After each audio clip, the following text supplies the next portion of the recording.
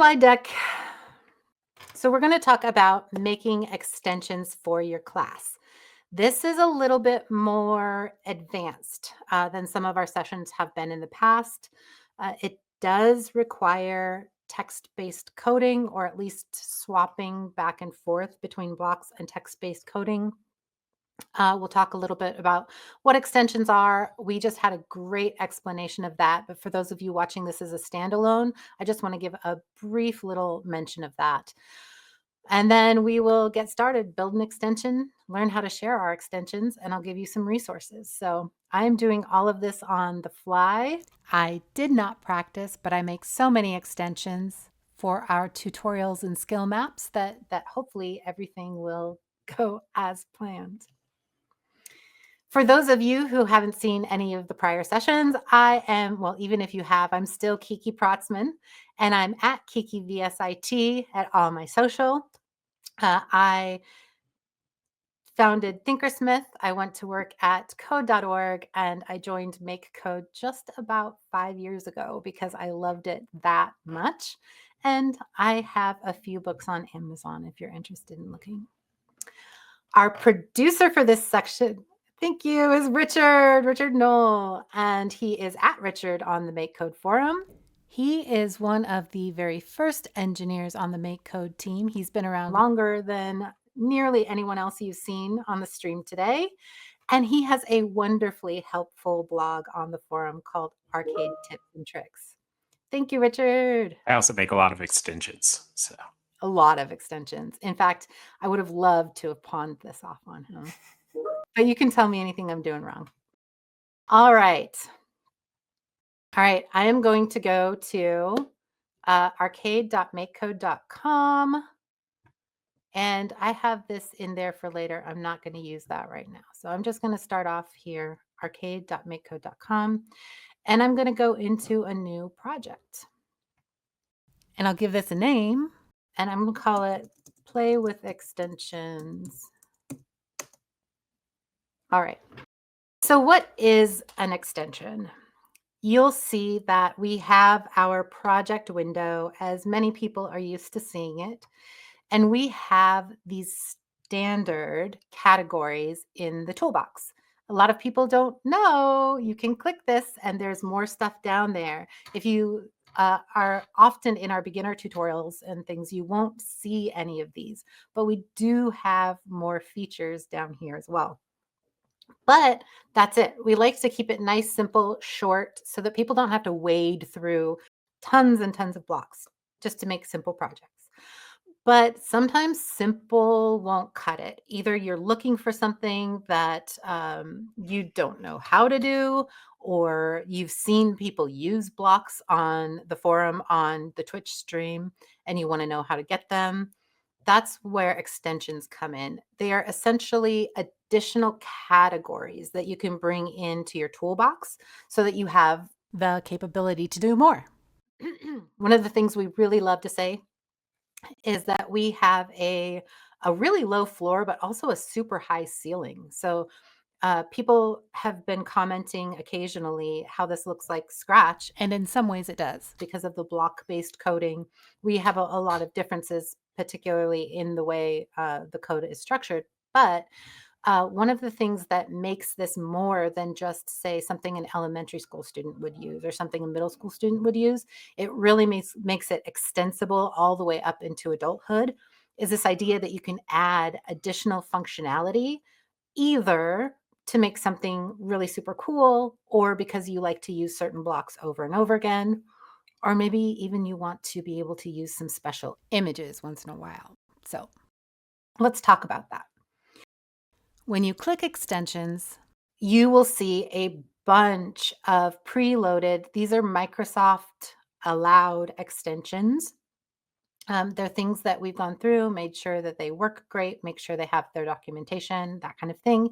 And they are super helpful. You'll find a lot of things, particularly I love the multiplayer. I also love the character animation. I really like that in platformer games because it helps you do the animation in a lot fewer steps. And you heard about some of Sarah and Bill's favorites. But You can also make your own. And one of the ones I was playing with, an image pack. So I made an image pack, and it is in my directory, fish, and you'll see it load here. Um, it already knows when I put Kiki Lee, it's going to assume that I mean in GitHub. So it's going to go look for my repo Kiki Lee/fish, and then I can add that to my project. And you'll see that when I go to, there we go. Oops, to put a sprite in my project now, I have all these fish added to the gallery that weren't there before. So that's a really powerful way to be, well, I should have probably chosen one. Let me go ahead and choose one. There we go. There. That's a powerful way to be able to let your students spend hours and hours creating images and not have it just be done when their project is done. They can continue using those images. They can take them with them from project to project, and they can make as many of these things as they want to. You'll also notice that in the custom tutorials and skill maps, we use this kind of thing quite a lot. We'll often give you extra sprites that relate to the skill maps that you're using that we don't have in our normal library. So, what if we want to do more? What if we want to, maybe I'm an educator and I want my students to be able to build a pretty detailed game with not that many blocks. Or maybe I know that I have a feature I like to use over and over again, and I don't want to have to code it up every time. I just want to be able to drag my block over that I've already made. That's where creating your own extension comes in. I'm going to start out doing this just in the workspace, in blocks, figure out what I want, and then I'll show you how I put it in an extension format. And then I'll show you a couple of ways that you can get your extension from here into your next project. All right, I'm going to go ahead and get rid of the fish. Sorry, fish. And let's see, what do I want to do? One of the things I find myself doing in multiplayer games, do I want to combine extensions and multiplayer games in the same workshop? I think I do. Okay. I find myself wanting to put the sprites in certain locations when I load them in. So I'm going to start with loading the multiplayer extension, which is right here because I think I'm going to need it. And then I like to load my sprites using a for loop because it's less code. And that way it can just go through all the different players and assign them. But there's not a really easy way to give them, numerically give them a sprite costume, I guess you would say, the sprite image, um, just like this. So I'm going to need to pull in an array. And I will do this. And I'm going to pull this in so that I have the image block. And I'm going to turn this array into an image array. And because using the for loop is most helpful when you have multiple, I'll go ahead and make this a 4-player game. And then that way this is going to be 0 to 3. So I'll have sprite 0, 1, 2, and 3 that I'm working with. Okay, so, and I'm thinking now this is probably going to need to be multiplayer. I'll get there when I get there. I'm going to put some fish in my array. And these will be the characters that get loaded, and I will load them in the order that they're in the array. Whoops. All right, let's use this lacy fish here. All right, so now I have my characters that I can load up. And now I need to actually build my function, or rather my feature that lets me put all of my characters on stage. So let's see. For multiplayer, I'm going to do this set player one instead of using this one. The issue is that this player one doesn't respond to these. So I'm going to have to grab a field here that I can pull in the index so that it will be player one, player two, player three, player four. But you'll notice our index is 0, 1, 2, and 3. Fortunately, there's a block for that. So we're going to do player at index here. And then we need to, can I just get away with that? I can. Okay, that's the one I need. I'm just making sure I have the correct index in there. All right, and now I need to be able to call the correct image, depending on whether it's 0, 1, 2, or 3. And so I will do that by pulling the array get value at index. All right, just to take a breather so you see what I've been doing here. Normally, you would do a different sprite for each player, and you would preload that image right in that set player block. But because I want to use a for loop and do everything automatically, instead of doing it one by one by one by one, I needed to make an array so I could have a numerical way to get those images that I wanted. So that's where we are. I've made a numerical way and you can see all the fish stacked up right there. Well, that's no good for me. I want when the fish load, I want them to automatically load to certain places. The easiest way to do that is put them all in a line. So some of the features I like to do is put them in a line this way, put them in a line this way, or do 1, 2, 3, 4 in their appropriate corners that go with their score. But for now, I'll do the 1, 2, 3, 4. And a good way to do that is to remember how wide your screen is. And then you want to cut it into pieces so that your fish can end up in the appropriate area of the screen. But I don't like my fish on the edges either. So I'm just going to cut it into pieces and shift everybody over.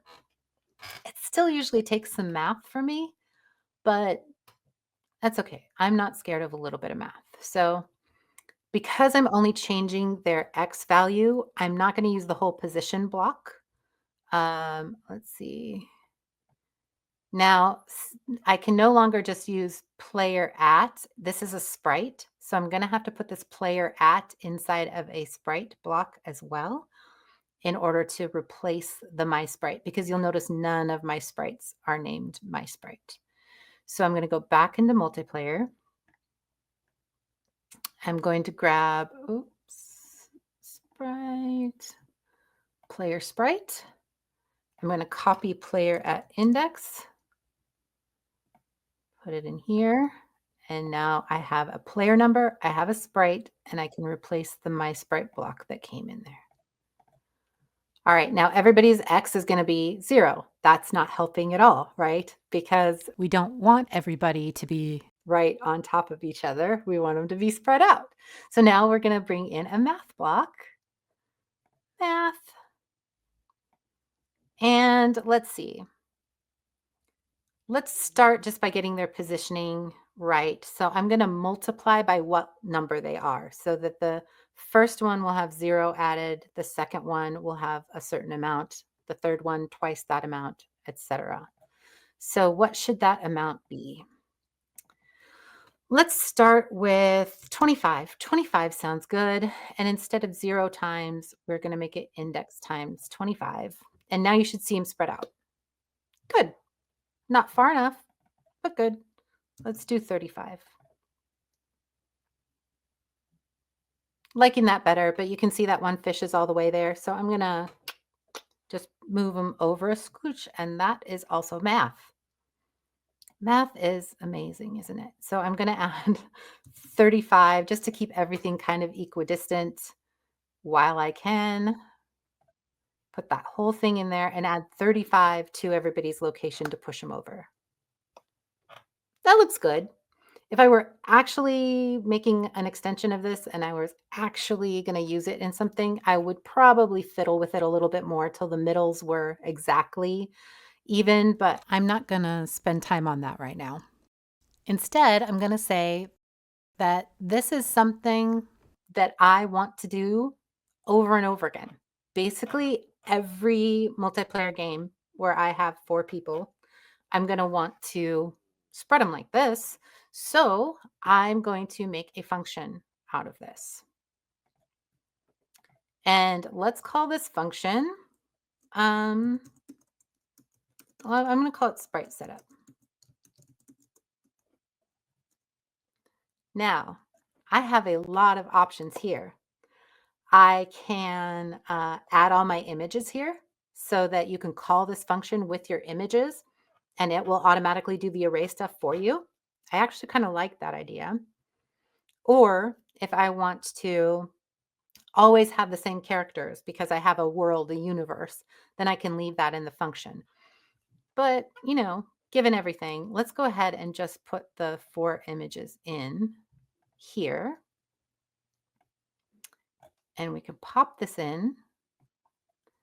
I'm going to save these guys. They're going to get overwritten. Let's see. I think they'll pop themselves out when yeah, they will. Okay. So we have my image 2, my image 3, my image 4. And now when it runs, let me move these, nothing will happen. And this is really common when people are learning functions. They create their function, but they never call it. So nothing happens and they don't know why it's broken. But it's generally that. I mean, there's obviously other things it could be, but we start with that one. Now I can just call the function with my different images. And now it should work. Yay. All right. So now I have done basically the hard work that needs to be done to create a extension here. In order to turn it into an actual extension that I can use over and over again. Sorry, I'm just reading comments to see if there's anything.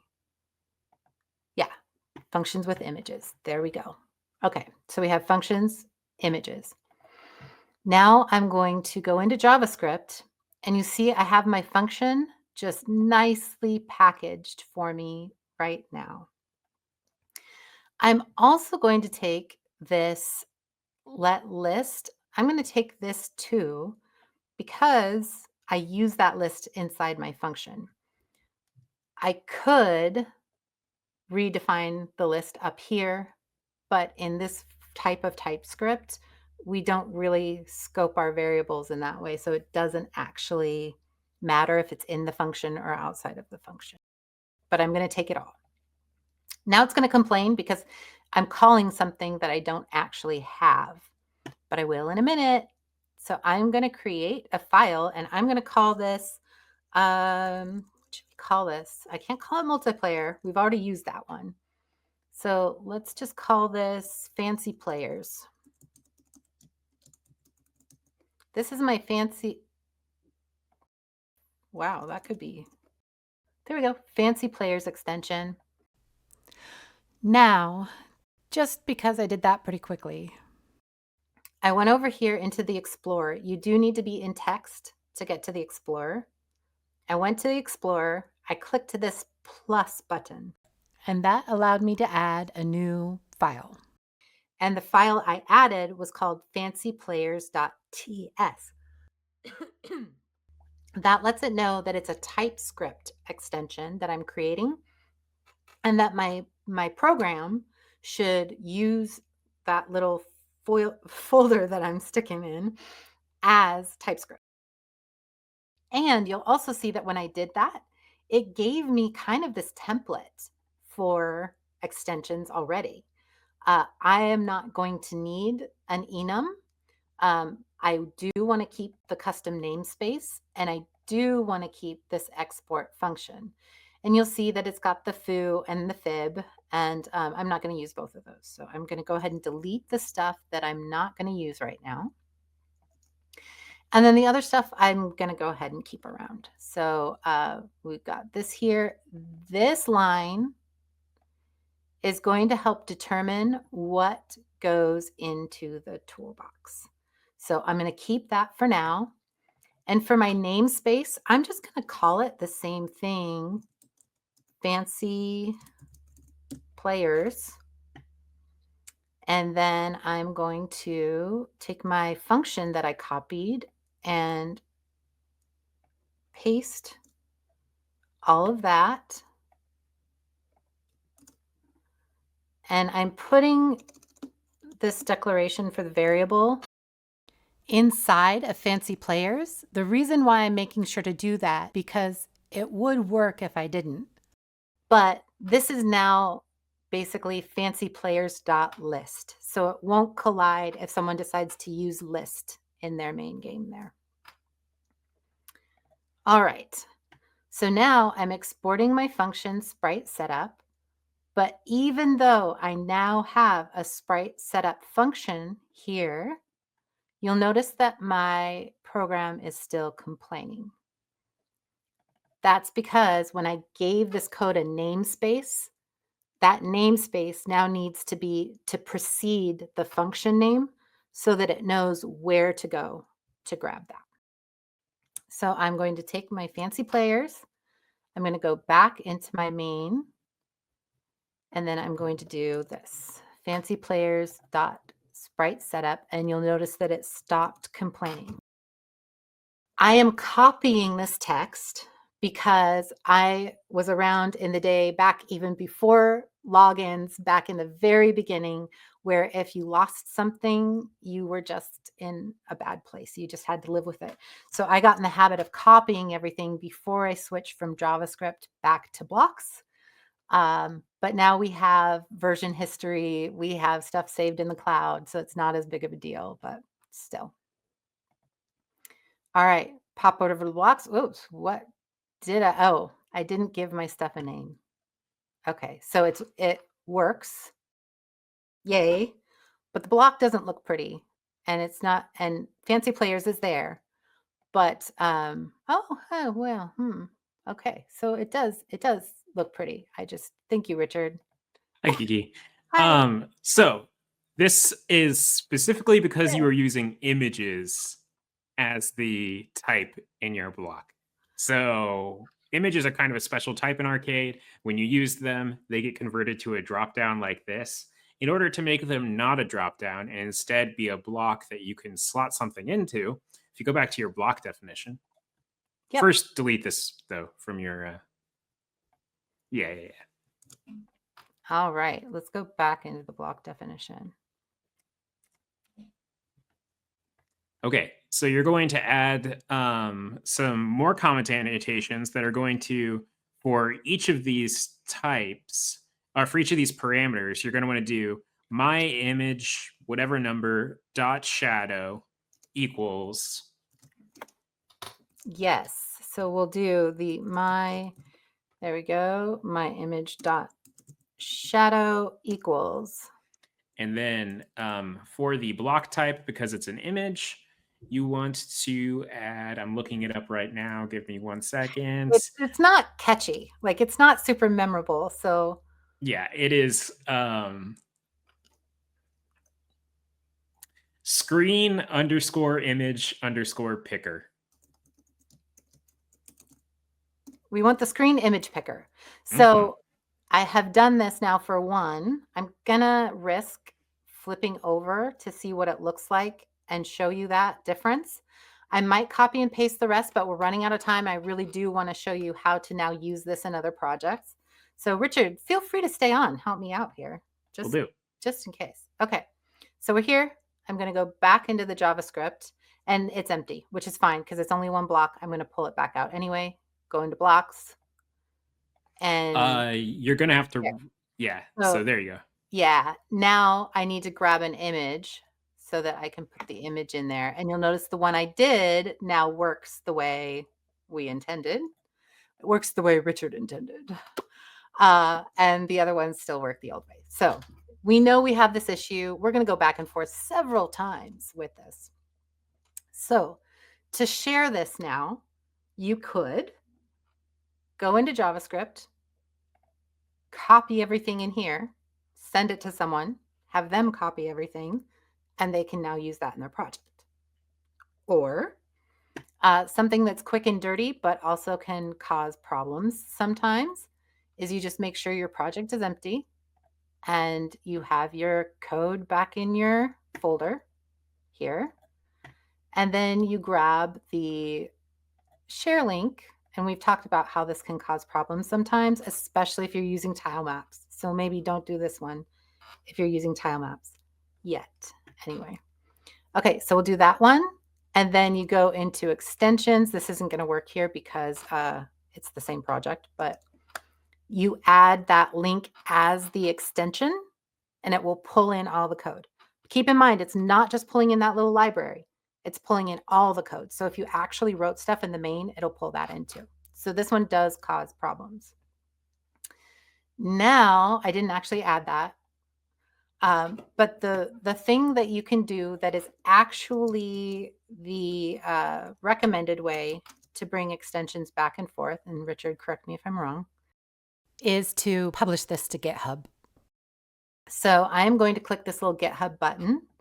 If you have not already signed in with GitHub, it will ask you to sign in, and you'll do your sign in, you'll do your auth, and then it'll start by asking you your repo name and a description. And I'm going to say extension for player, and then click go ahead. And now it's going to make my repo in the back. It won't automatically be ready to go because you still have to create a release. And when you create a release, it makes it, it lets the public be able to see where you are. That way you can keep messing with it and get it in a state where it's broken and you're not messing anybody up. But once you do a release, then that will be the new version going forward. And you'll see we have this check mark here. I'm going to click that again. Oh, I'm going over someone's time. Why is it only me? I'm the only one being bad. I was just about to cut you off. Okay. Create release. Now you'll be able to use it, and it's going to tell you right up here, this is what you'll add as your extension in order to use this in other projects. Okay, that's it. I'll see y'all later.